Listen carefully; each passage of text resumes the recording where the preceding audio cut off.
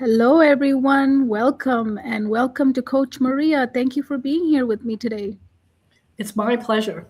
Yes, this is so amazing. You know what? Today is going to be a different type of conversation, isn't it? I have a Yes, lot of exciting things to share. that's amazing. So it's going to be a powerful one because, we always talk about what's not working in education, right? The classrooms are not working, teachers are burning out, parents are not liking it, the children are not learning, there's so many behaviors. We hear that a lot. But today we're going to talk about what actually changed when something did work. And that's what you're going to share, right? Yep. Yeah. So before we get started, though, we have to bring ourselves, I don't know if you've been watching Coach Maria, we have to bring ourselves here and now. Otherwise, we can't have a conversation because then I'll be thinking about my past. And you might be thinking about your future, and then we're not here to talk to each other. And it's great when you're in the present. Yes, exactly. So, have you been thinking about the past? I have. We can't deny it in any given day, right? And none of us can. And the hardest thing is letting that past go, for Yes, sure. exactly. Yeah. Exactly. And just before I came here, I was thinking about the future. And they were not that great when I started thinking about it. Like I had all these things that are boom, boom, boom, boom lining up, and I'm like, forget it. Stop thinking about the future like that, right? So what do we do in the past? We usually replay something that we didn't do well, or we made something mistake, or somebody said something, or we said something, right? All of these things, and then when we're replaying, we're so busy. How can we be here and now? It's not possible, right? Have you ever tried being here, Coach Maria? Like when you're thinking about the past, can you do something here? Yeah, you're not here. You think you're It's not. here, but you're really not here. Yeah, exactly. You're not here. Your body's here, but your mind is over there busy replaying something that we've already dealt with so many times. So, what can we do with the past, Coach Maria? What can I do with my past? We How can can I? thank it. We can thank it for everything it taught us. Yes, Let it go. yes. And Bless take it. those lessons, right? Take those lessons. That's all I can do with it. So when I take the lessons, I'm here, but then we also like to think about the future. Like I just said, I was thinking about that just now. And when I was thinking about it, I was thinking it from some kind of failure that I had in the past. Through that, I was saying, oh, it's going to happen again. So that type of future planning is not good, is it? No. All it was doing was creating anxiety for me. I was feeling a little bit uneasy about thinking that. So I immediately stopped and brought myself back to here and now because I don't want to think that way. Because why? Future is available to all of us. I don't know what's going to happen. Why would I produce it with some failure in my mind from the past and then screw up my future too? Because then I'll be worried for the rest of the time, right? So, what can we do with the future? What can I do with the future? Well, that we can bless it and just hope that the right things happen. Yeah. Exactly. Bless it and release it because it's also we have to allow it to happen to us. Future is not something we should create. We could have intentions, but I shouldn't force it. Because when I force it, I'm forcing it with my past knowledge, right? So that's not a good future for any of us. So then when I do both of those, look, I have my both hands. They're not free. I can bring myself now and here. And when I'm now and here, I can learn, I can live, I can lead myself, and I can lead others. So this is a beautiful space for all of us to be. But unfortunately, we're not here and now. Most of us are either in the past or in the future. And then when we are here, we're not fully present. So how do we bring ourselves, besides talking to our brain and doing this exercise, Coach Maria, we use this a lot, but how else do you bring yourself to the present? Because sometimes I could be here still like this, right? There are a few different ways, but one of my favorite ways, and I know it's a lot of people's favorite ways, is the breathing. Just to Yes. take some deep breaths, Yes. give Do you have yourself a some favorite one? quiet, alone time. Yeah, do you have a favorite one? Well, I like the breathe in for 4, hold it for 6, and out for 8 if I can. I like to get it all out. Okay, let's do it. Can we Yeah. take this? Can All you? right. Sure. All right. So we'll breathe in for 4, hold it,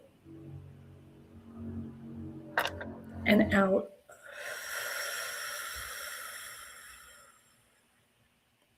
In for 4, hold it, and out.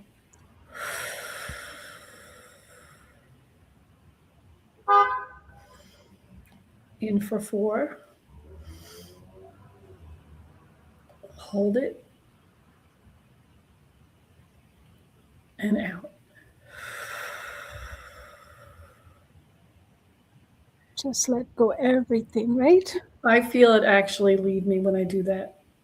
And it's become a habit. I have to say that.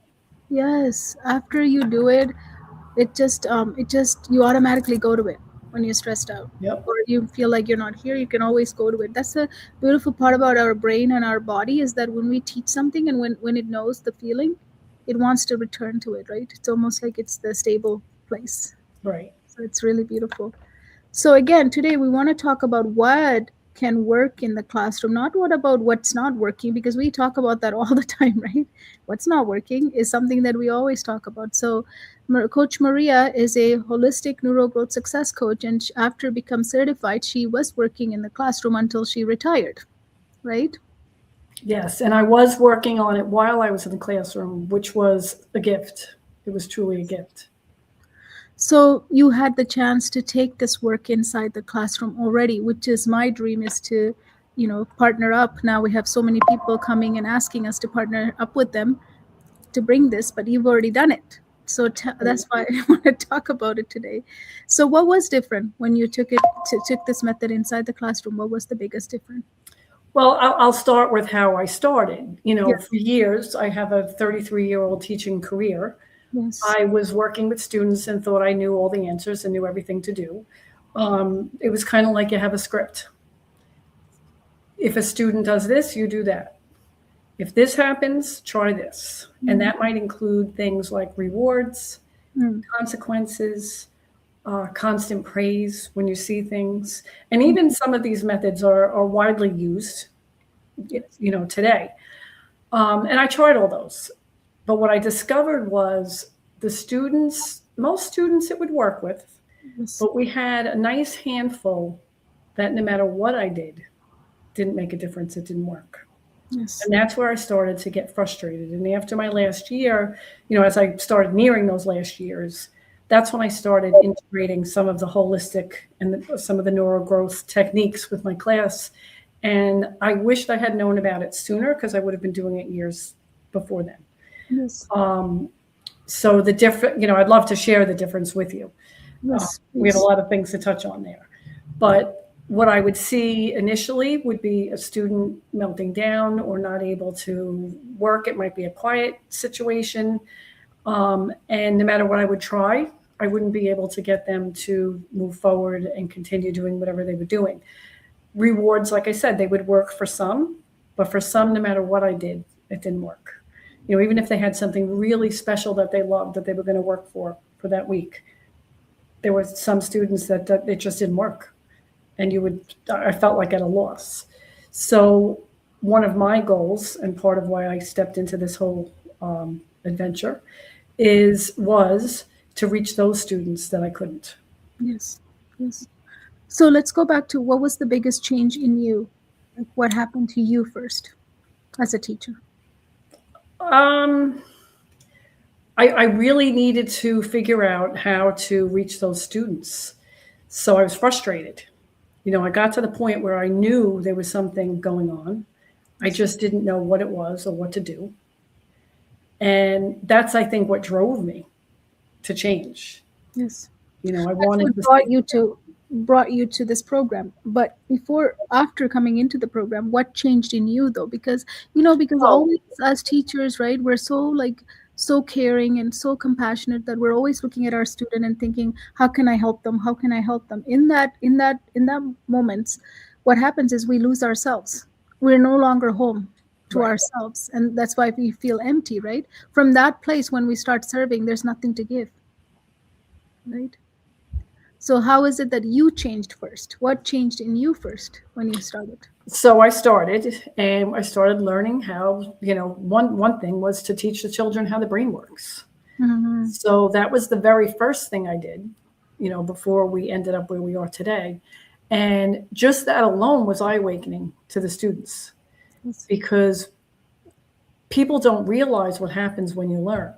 And you yes, could be told, just keep going, yes, keep trying, which I did year after year after year, but it really goes in and out. It doesn't make any kind of an impact. But Yes. once you understand why you're doing that and what's happening in your body, then you understand that this is supposed to happen. So Yes. that was the first thing I did. And that was the first thing that I did where I started to see a difference, because I would have children respond to me. Say there was a child that hated math. You just mentioned we were doing math, and they were breaking down immediately. Mm. They learned a little bit about how we learn, and then I would hear like this little voice say, "Well, I'm going to keep trying, and Mm. because I know that this is what's happening." And it's the truth. And as soon as that I heard that, my eyes got bright, and I said, "Wow!" And like I would just note a little piece. No, that's happening in the corner over there. And that gave me the drive to keep moving forward with what I was doing. So that was the first change. And I felt like, oh my gosh, it's so important to get this out to these students. Yes. And what happened from there was it became a snowball effect. Mhm.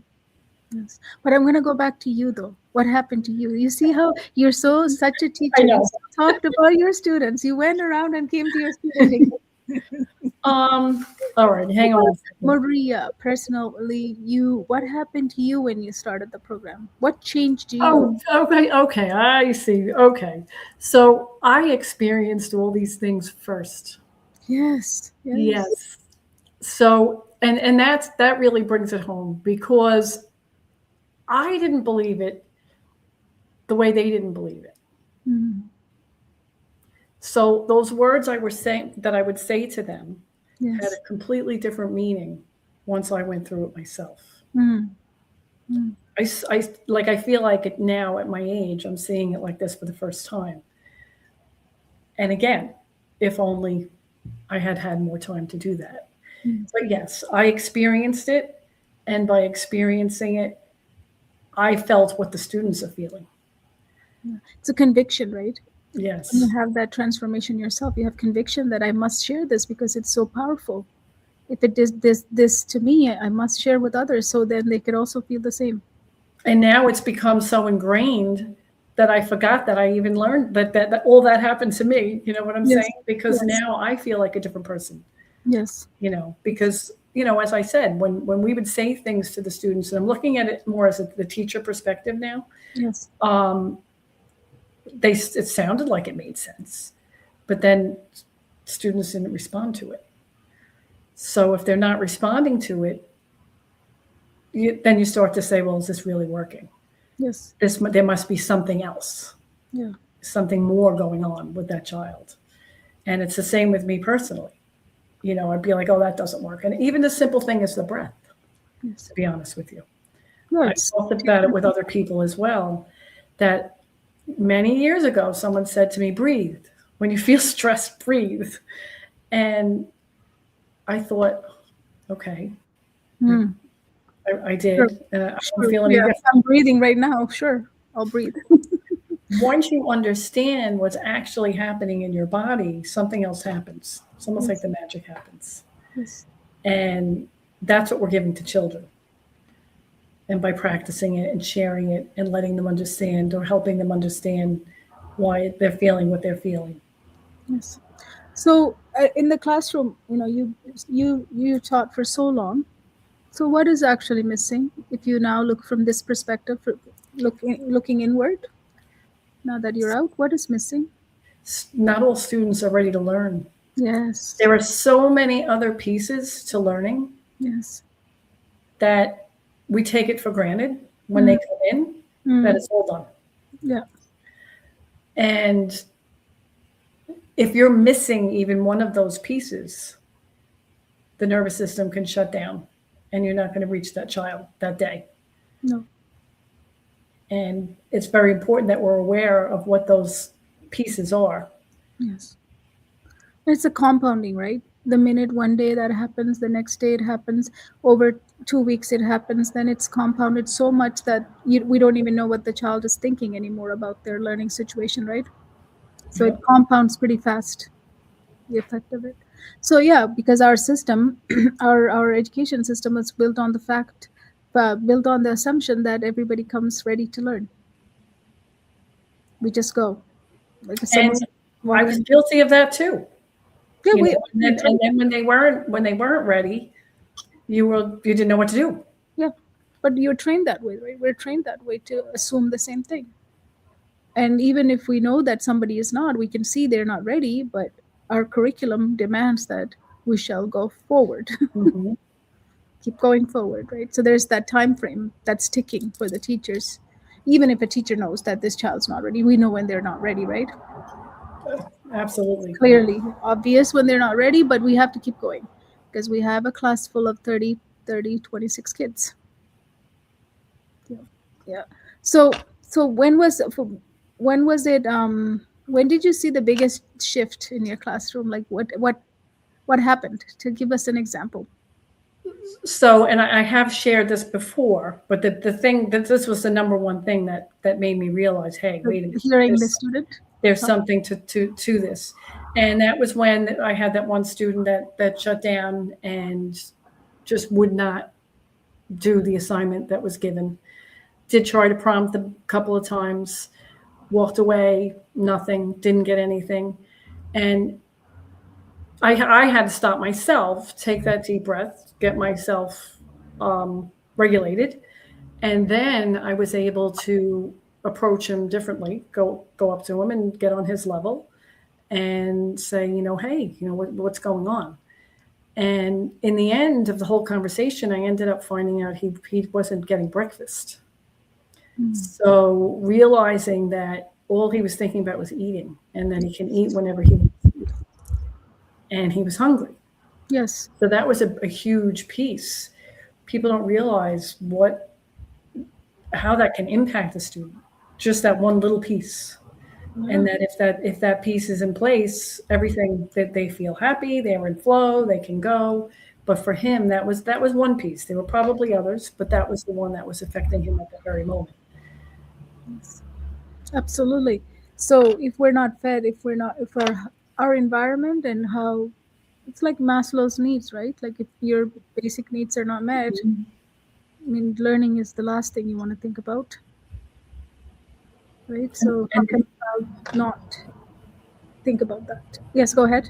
so no, that was the huge moment that really woke me up as to the fact of, hey, we have to really start looking at students differently because there is something else going on. We have to figure out what that child's missing in order for them to move forward. Yes. Um, Somebody might be listening to us and say, how can a teacher be like responsible to know in that depth of every child? What would you say to them? I actually do have ideas for that. I used to have in my classroom a little chart with clothespins. This Mm. would be for a classroom teacher, and it would basically say, "How are you doing today?" And one might say, "Great," with their hands up high, and the other might have like, I'm okay," a little bit. I could be doing a little bit better, and then one might say, "I need a check-in."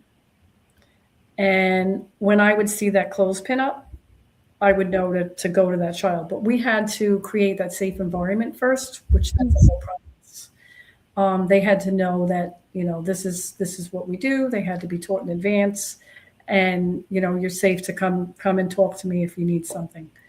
That's something that I did that year as well. And I have to be honest with you, I was pretty impressed at how many actually used it, to the Mhm. point where sometimes I would forget to look and I'd be like, oh, okay, somebody's in there. I have to make sure I do my check-in. You know, there are other extra, things that a classroom teacher could do as well. Yeah, that's a beautiful idea. There's certain time, Self-selected, right? yeah, Self-selected, whenever they want it, they could put it up. yes, Yeah, yep. it's very beautiful. So, what was one thing that you stopped doing that you were doing before as a teacher? I stopped just telling them to move on and keep going. Um, But you that's know, what you're supposed to do. You're encouraging them. How yeah, did you stop the encouragement? Why did you do that? and I did do that, often. I would try to convince them. Let's say it another way, and they'll move forward. Um, Even when you try even the simple things of breaking things down into small steps, if they're shut down, that's not even happening. So we have to figure out why that is so. And part of doing that is just you do have to take a minute or two to connect with that child and let Yes. them know it's okay. Yes. Yeah, I love that. So we usually we think it's a motivational issue, right? Hmm. They're just not motivated. So let me just motivate them by telling them, come on, let's go. You can do it. Keep doing. Let's push forward. Just ask questions and push forward, and that we think is encouragement. But that could also shut the child down if And they're it all often does, to be honest, because they're to the point where they're done, yes. whatever it is. So it often does just push them, it just shuts them down. So when you started applying these techniques, I guess it's not even technique. The whole readiness OS, right? It's like an Hmm. operating system for your students. What was the biggest shift you saw in the students overall? They were happier, number one. So they were happier. They worked together better.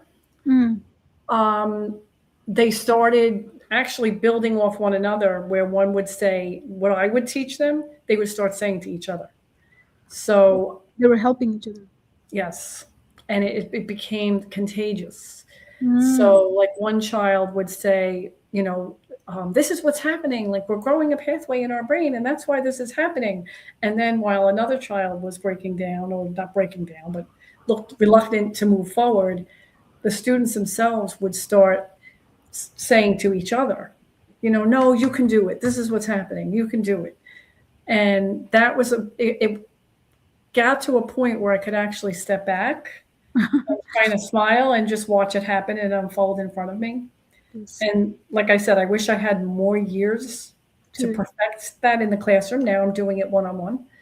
Um, help me, you're going to help us because we're going to take this into the classroom. So you can come and train the other schools that we're going to be getting this program into. Right? Readiness OS must be the prerequisite to all schools. It's the missing link. So yeah.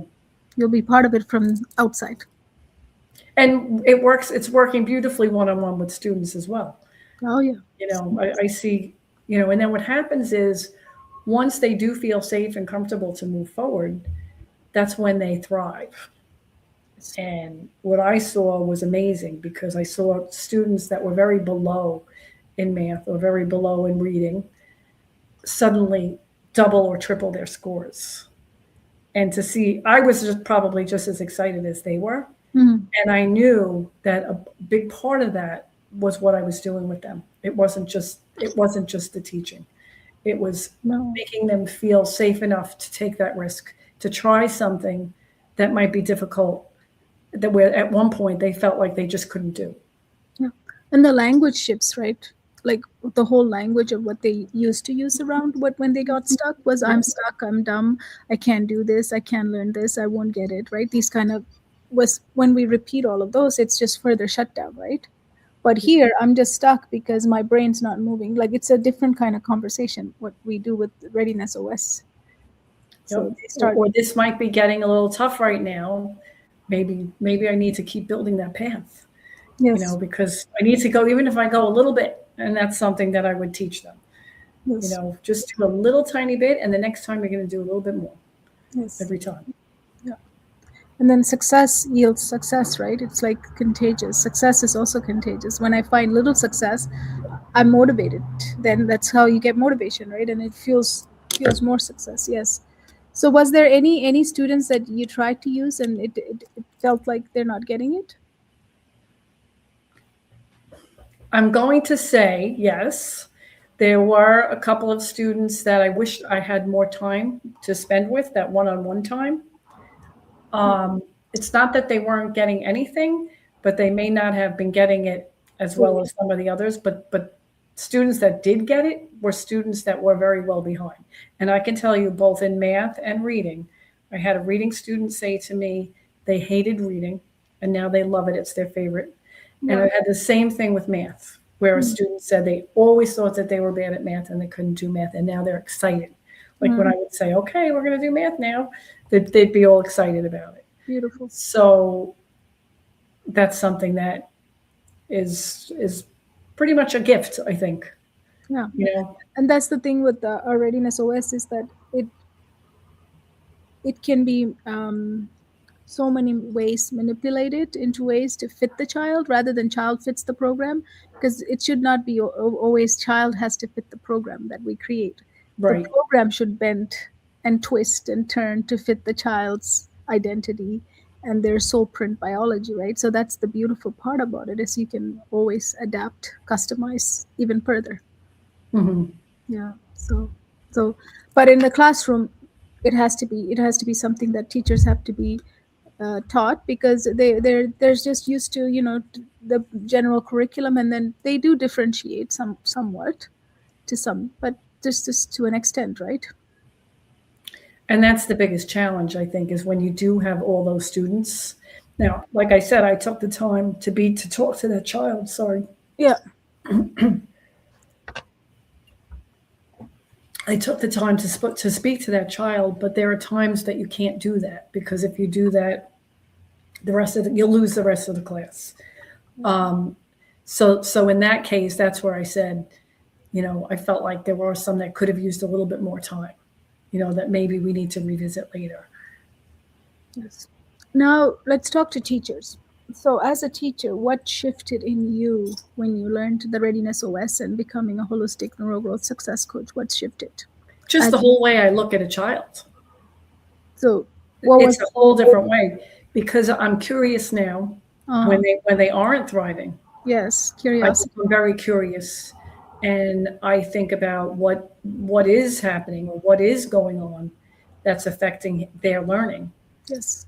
And And now, what were you used to think before? What would you think before that? honestly, I didn't understand why.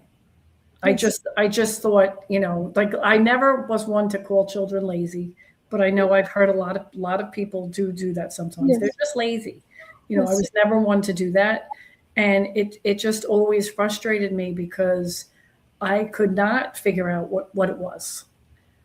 I knew there was an issue. I knew it was a deeper issue. Couldn't figure it out. Didn't have the time to figure it out. We would revisit. We might go to the social worker, or we might go to the psychologist and say, this student's having this issue, and let them work on it with them. Yes. We had that option, but it didn't meet the student right when they needed it. You know, So that shift, you're saying that you started seeing with curiosity, and how well, we all have curiosities though, so why do we not have it before, and how did you get it back? Like, what has shifted to get that curious so compassion? It was always there for us too, so why do we lose it? Or I think part of it with teachers and being in the classroom not that long ago is the amount of work that we have to get done and the amount of time we have to get it done.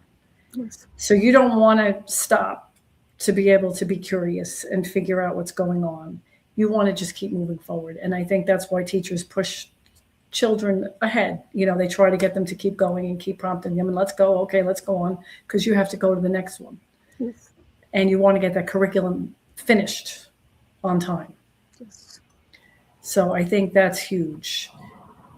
Stopping in the long run, though, will save you time, Yeah. because by stopping, you get the flow, and as you get one student in flow, you get another one in flow, then your whole class flows. And you work less. You have to work Yes. less because they're now engaged. That's why I have tutors working for me now with my students that I have helped them. For math, right, when they're in acceleration, I don't work with them. I hire tutors to work with them, and my tutors would always ask, like, where do you find these students? Hmm. And like, because they're so independent. I was going to say they thought they came that way. Yeah, they were built that way. They're so independent. They'll ask questions, they'll be prepared, they come to ask questions to the tutor, and they'll know where they're going wrong, where they need to go. And then they will also say, when they get a test back, they'll always take a picture of the test or the exam or whatever, or just a mark. They will send it to the tutor and me, because we have a three-way chat. So they'll always send it to me, and then before we say anything, they'll say, yeah, I got two wrong here, but that is okay, because in this I did this and this. I can see where I went wrong. And this I did this and this, and I can see where I went wrong. Next time, I will keep that in mind. Like, it's like Well, that alone is a feat to get a student to do that. I remember my own son. Yeah. Yeah, because normally we don't ever like to look at what we got wrong, right? Here it's not just what I got wrong. It wasn't that I'm gonna beat myself up, but what can I learn from it? Mhm. How I made the mistake. Oh, there I went wrong. Now I'm gonna do it like this, and then here's what I'm gonna remember, and I got this. So that's just empowering to just see that happen every single time. And then that's why the tutors ask, where did you find these kids? They're my Readiness OS kids. That's why. They are they become intrinsically, everybody say be like, how do we find, or how do we help students become intrinsically motivated? I always say they're not just intrinsically motivated, they are intrinsically responsible and accountable to Mm. their learning. When somebody's like that, nothing can stop it. Anything becomes hard, they just get curious, right? Yep. They don't shut down. If they don't know anything, they're just asking questions. How come it's this way, it's not this way, why is it asking this way, I don't understand this part. Like, so they're almost like working with them is like working with the colleagues. Like, you have a colleague and you're just having a conversation about math problem, not the one where we bring a student. I used to, when I was tutoring before, I would sit with the student and they would come and they wouldn't even know where their worksheet is. They wouldn't even bring a pencil or paper as well. They just show up and then they're like, yeah, I'm doing this, I don't know, I don't understand, I just have to get it done. Can you help me finish the worksheet? Can you show me how to write this? There was no involvement. It was just getting that worksheet done. And at the end of that, getting that done, do they remember how it got done? Barely, Right. right? Barely. Because their objective is, I have this as a homework, I need to finish this. So can you help me to write down the steps so I can just hand it in and I'm done? So that's because we assume they're ready, and then we tutor, right? Tutor with the skill sets, Right. and then teach with the curriculum and tutor with the skill sets, and all of that only works if they're ready to receive it. If they're not ready, it doesn't matter. So the biggest thing you had to let go, I've already asked you, but what was the biggest thing you have to let go? That they need to move at the same speed. Like, we got to go go Yeah. go. Yeah. Just finding another slower rhythm for your classroom. And you also mentioned that that actually made everything work faster at the Mhm. in the end. The Yep. product And of that is speed. The product of it is speed, not the speed made it product. Right? When you slow down, the product became faster. I know a lot of teachers know that in the beginning of the year. That's why they go over rules and they make sure children know how the classroom work. But that extra step may even make a bigger difference. Yeah. And but also, Coheel, the school systems, some of them get them testing like right away. Yeah. It's like the first week or two, students are already testing. Yeah. So teachers sometimes don't even have a choice. They have to get them going right away because they have to have them. The testing has to start, and then things have to happen right away. So that they're up against a lot too. So, what did you stop carrying that you used to think was your responsibility when you learned Readiness OS and became a coach, and as you were teacher in the classroom? What did you stop carrying? Well, I knew that when they were in those positions, there was a lot more underneath that I needed to learn about. So I didn't necessarily push or rush that child in particular. If I, um, if we had to move on, I would let them know that I would be there for them, and then I would help them, and then I would get back to them. If we had to move on with the rest of the group, and maybe just give them something simple, just to take a break, take a deep breath or whatever, and then be able to meet back with them when I was done with what I was done, with what I was working on. But what I did notice when I worked with the class in that respect is they took a lot more risks. So the children that were educated in that area, the ones that were not afraid, they reached that point, they were taking risks that they wouldn't have taken Beautiful. had I not done that. Yes. They would have still been afraid to do that math because they just didn't like it. Yes. Beautiful. Thank you. Thank you. I love it. Love hearing it. So now that you're working with students and families outside of classroom, are you saying that how powerful it is on the outside as well? I People. am, absolutely. And what I love about that is that the little bit of time that I needed in that classroom, now I have with the students one on one. So I feel that I definitely can make a even bigger impact one on one than the whole class, because I can give them the time that they need and really find out all of those little pieces that they're missing in their foundation. Yeah, and then you also went from generic, right? You also went from generic. There's just a motorcycle I that's know. Well, you know what? You're in a beautiful place, so I'd be out there so too. so you went from generic and standardized situation to customization and full individualization. So that's, Complete. yeah, Yeah. complete opposite, right? So that makes a big difference. Here we customize for every single child to their soul print biology and to their family print as well. So it just makes everything comes together so much faster and so much beautiful, and it's the child just accelerate faster in this environment too. So, Yep. Working with their gifts, their interests. You can do that individually. Where with a group, it's a little bit harder to do that. Can throw a bunch of them in. yeah, when did you really recognize that this, as a teacher and coach, like this is the missing link? Like, like sometimes we learn things, we do things, we prove it, we see it, we get so excited, and then we're like, wow, this is the missing link. Seeing the results is one of the biggest things, is saying like, "Whoa, I don't remember the other kids jumping like that." You know, Mm, um, both in the classroom, and that's why I said I wished I had a little bit more time doing that in the classroom, and also one on one. And I'm, just learning as we go as well, trying different things, and I'm excited to see where it's going to go. The more children that we impact.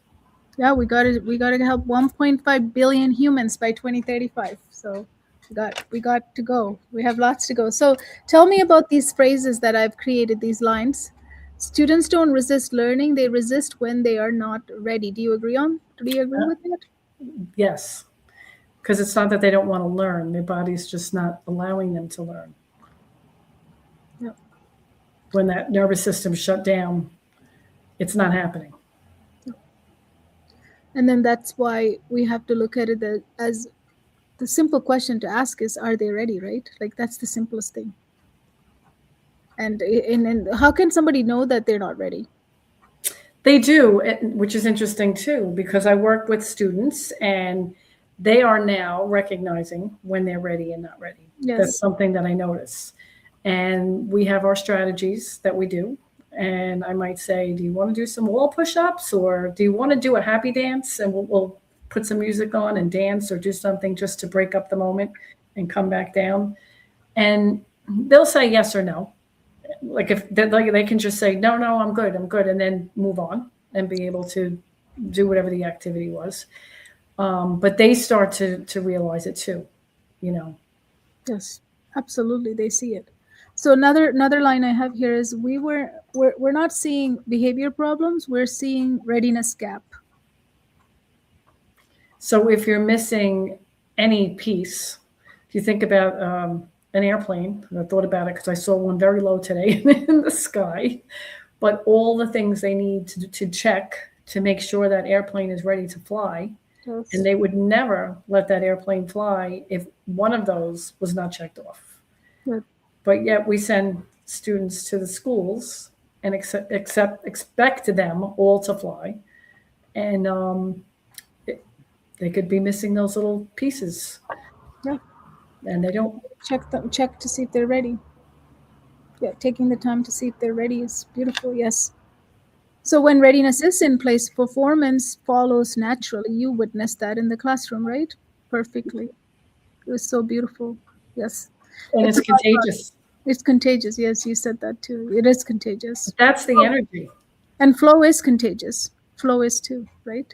So when we give our students energy, So if our energy is calm, positive, happy, we're going to give that to our students, and the students can give that same energy to each other. Yes, absolutely. So if a teacher is watching, they're always thinking they need to do more, more, more, more. But in the end, when you were taking Readiness OS into the classroom, it became less, you said. I had to do less, yes, Yeah. because we got through it faster. So Yes. we didn't have to repeat it, or I didn't have to stop as much as I had to stop because the students were taking risks and allowing themselves not to be perfect Beautiful. to move forward. And as a classroom, they recognize that in one another. Yeah. And if there are teachers struggling in the classroom right now with behaviors, what's one thing they can shift tonight? Be curious. And that's the one thing that really is powerful for me. Yeah, love it, love it. I love your answers. Yes, be curious because ask questions. Ask questions. Just be curious. Yes, and And this. it's the, you know, it's funny too, because it's not just ask questions. Yes, Working with other people and even people that are in the same, field as we are, it's how you ask the question too. yes. The tone matters. Yes. Absolutely. And I don't know if everybody realizes what their tone sounds like. Because if you ask, I can ask the same question. I have a story that I won't tell because it's funny, but it's long. Um, where I handled the situation a certain way, and somebody said to me, because they knew that I worked well with a particular student, they said to me, "Well, what did you do?" And I told them what I did, and it was something very simple. I just said, "Come on, let's go." And I grabbed the child's hand, and we kind of skipped away. Not really skipped, but that's how it felt. So I told the person that that's what I would do, because that is what I would do. I would just take the child's hand, the child would come with me, and we'd be all good. Well, the person tried it and ended up getting kicked in the knees. Hmm. And my guess is it was the way it was They approached. yeah. So that energy is so important. The Yeah. energy that you have between you and that Yeah, student. because nervous systems travel. Those Yep. the energy travels between you to the other person, and if they felt not that you were aggressive, but if they felt some sort of you know Just tone alone. tone Tone of can do it. yeah. And sometimes when we say ask question to yourself. You don't even have to ask the child Hmm. that you're working with. Just ask to yourself inside of your own mind. Ask, why am I seeing this? What is this trying to tell me, right? Even the simple thing is, instead of just saying that's just behavior, you can say, what is that trying to tell me? Why is this showing up at this time, right? Like, just that noticing, right? And it's powerful, and you're not going to do anything with it. You don't have to do anything with it. Just notice it. That's it. Because if we try to quickly do something with it, we're just going to solve it, push and solve it without allowing it to come to uh, you know full extent. What is the root cause of it? The whole thing is to figure out what is the root cause of it, not just to act on the immediate what we see at the top, right? So And even think about what happened before, yeah. immediately before that behavior. What was happening? What was the child doing or not doing? Yes. That's huge too. Yes. How would you explain Readiness OS to a parent? What would you say to them? I would say I would either use that plain analogy, or even it could be anything. A garden. I always talk about my plant that I'm trying to fix over here to my right. That's getting worse. The Mm-hmm. soil we have come down to now. There might be something wrong with the soil. So if that plant doesn't have the correct nutrients, the water, the sunlight, the oxygen, it's not going to thrive. No. And then farmers don't just go and say, okay, I see a land over there. Let me just go and, spread the seeds and they should be fine. I should harvest in like in a month or so, which should be good.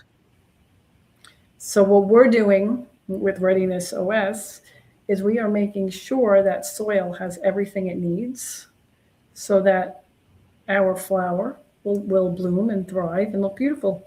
Yes. So the first job farmers it's going to do is make sure he gets that land prepared, ready to plant, right? And then if he does plant on a land that he didn't prepare, he's not going to blame the seed because Right. it had nothing to do with the seed because the land wasn't ready when Right. they put it down, right? So we can't expect to plant a seed on a concrete or a land that's unprepared and say, okay, seed, let's go, grow. Can you not do this faster? Can I encourage you to grow? I'm just telling you to grow.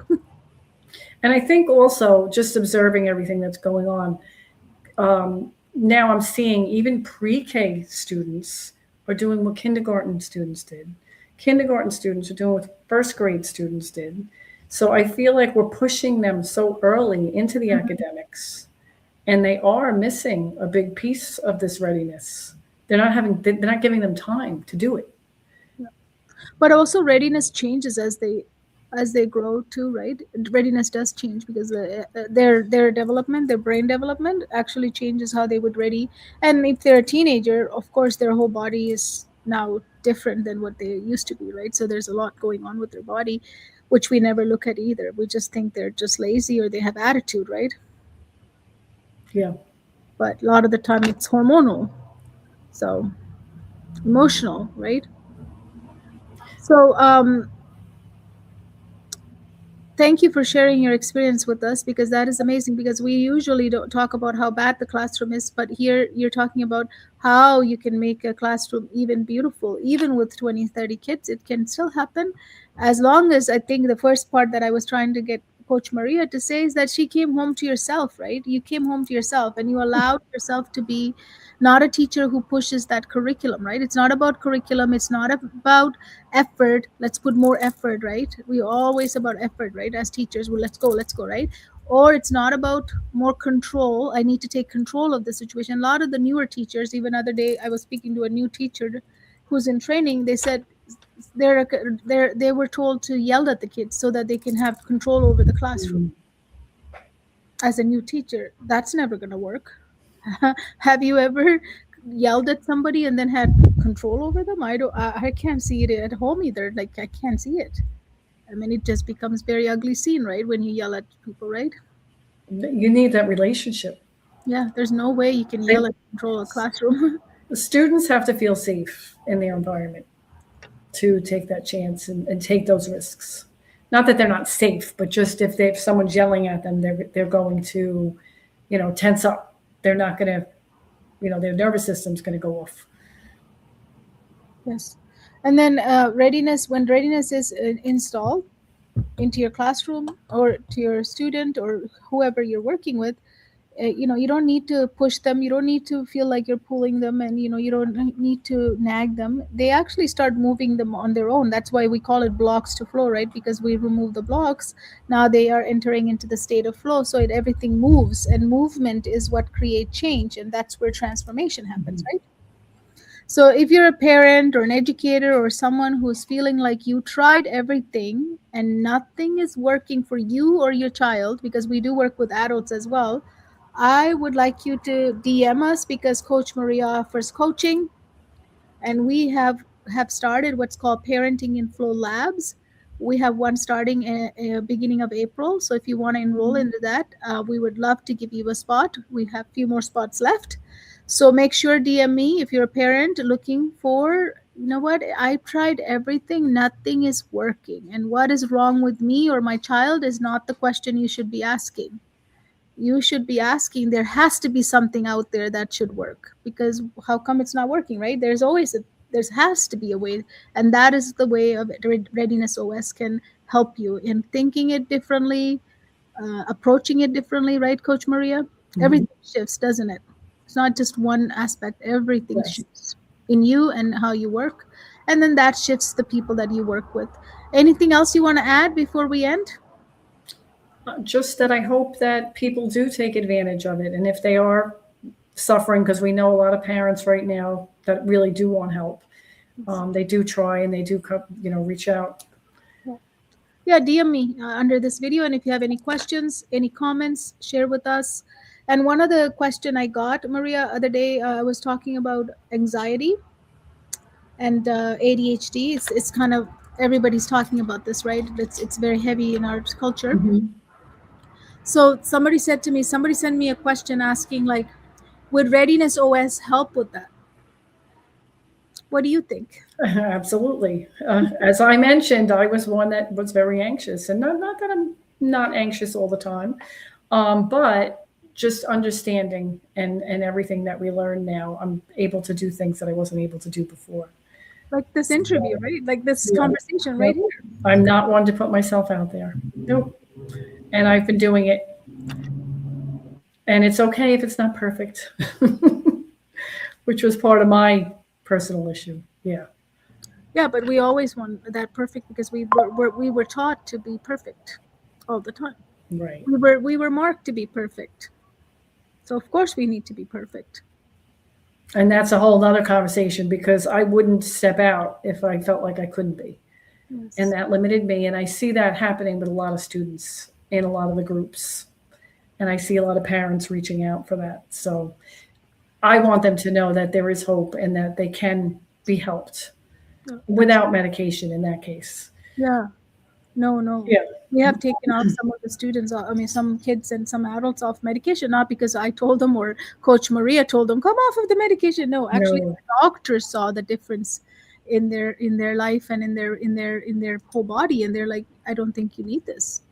So Right. it's kind of changed that Readiness OS can. So when it comes to ADHD and anxiety, um, we have to look at that also from the. I've been telling them, like even with the other conversations, and look at it with that curiosity. Hmm. What's showing up? Like start noticing everything about it before you try to fix it. Like don't ever try to fix things, right? We're so used to that, right? We have to fix stuff all the time. But how about just relax and notice the pattern, what's happening, so that you get the full understanding before you jump into fixing it. So it will help. So reach out to us, the person whoever sent the question. Yes, definitely, it does help. And the other part of that would be for us to know more about your situation, because as I said, we don't provide generic advice or just standardized. Here you go. There's one tool that can help you. It would be very customized to all aspects of your life. That's why we call it holistic neuro growth success coaching, because it has to be done holistically. So we have to look at all aspects of it. Then it has to work. It's If built for every individual child. yeah, anybody, right? Yes, awesome. Thank you, Coach Maria. Thank you, everyone, for watching. I'll be back tomorrow. All Thank you right. so See you much. soon. Thank you.